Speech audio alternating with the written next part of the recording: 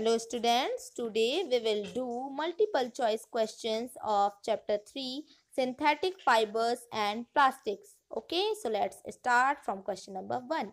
A chain of small chemical units combined to form a large single unit is called. A chain of small chemical units, ठीक है, छोटे छोटे chemical units मिलकर एक large single unit बनाते हैं, ठीक है, बड़ी सिंगल यूनिट बनाते हैं तो उसे हम क्या कहते हैं? A polymer, B poly, C polythene, D none of the above, मतलब जो ऊपर दिए हैं उनमें से कोई नहीं. So the correct answer is A polymer. Okay, now question number 2. Polythene and PVC are examples of.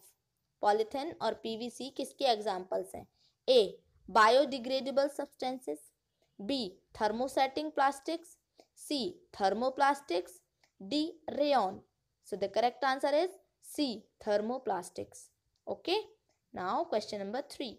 Plastics which when molded once cannot be softened by heating. Such plastics are called. वो plastic जिनको एक बार mould कर दिया गया है ना, उनको बना दिया गया, शेप दे दिया गया, उसके बाद उनको हीट मतलब पिघलाने पर भी वो सॉफ्ट नहीं होते हैं, तो ऐसे प्लास्टिक्स को हम क्या कहते हैं? A polythene, B thermoplastics, C polyester, D thermosetting plastics. So the correct option is thermosetting plastics. Okay, now question number 4. Polycot, polycot का फुल फॉर्म पॉलीकॉटन भी होता है, ठीक है, is made by mixing 2 types of fibres. Polycotton जो है, पॉलीकॉट जो है 2 फाइबर्स से मिलकर बनता है, तो वो कौन से 2 फाइबर हैं? A silk plus cotton, B polythene plus cotton, C silk plus polyester, D polyester plus cotton. So the correct option is D polyester plus cotton. ये दोनों से मिलकर पॉलीकॉट बनता है. Okay, now question number 5. The 4R principle is. 4R principle है reduce, reuse, recycle, recover. B remember, reduce, recycle, rejoice. C repeat, rejoice, recycle, reduce. D none of the above. So the correct option is A reduce, फिर reuse, recycle और recover. Okay, now question number 6. Blank is an example of natural polymer. ये 4 दिए हुए हैं यहाँ पर, 3 fibre दिए हुए हैं, तो आपको बताना है कि इनमें से नेचुरल पॉलीमर का एग्जाम्पल कौन सा है? A rayon, B cellulose, C nylon, D all of the above.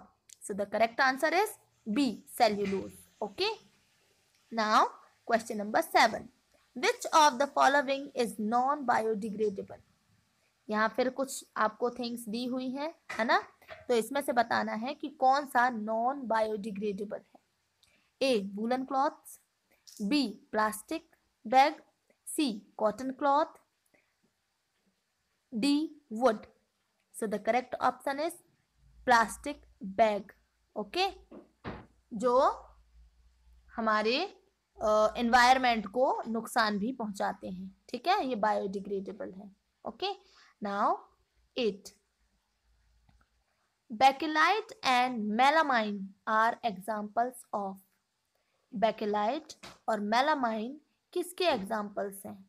A thermosetting plastic, B silk, C nylon, D rayon. So the correct answer is A thermosetting plastics, जिनको दोबारा पिघलाकर हम कुछ नहीं बना सकते, ठीक है, थर्मोसेटिंग प्लास्टिक्स वो होते हैं.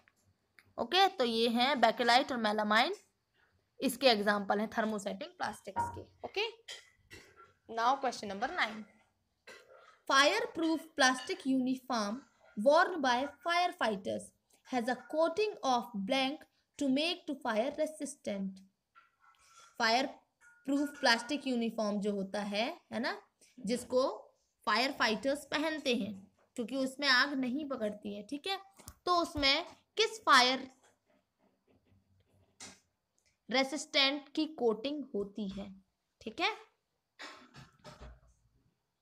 Nylon, B rayon, C melamine plastic, D. Silk. So the correct answer is C. Melamine plastic. Okay. Now question number 10.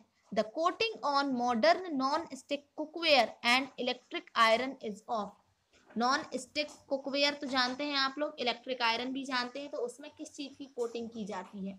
A. Terrycot, B. Rayon, C. Polyester, D. Teflon. So the correct answer is Teflon. ठीक है, non stick cookware और electric iron में Teflon की coating की जाती है. Okay, so write these multiple choice questions in your fair copy. Tomorrow we will continue with lesson 4. Okay.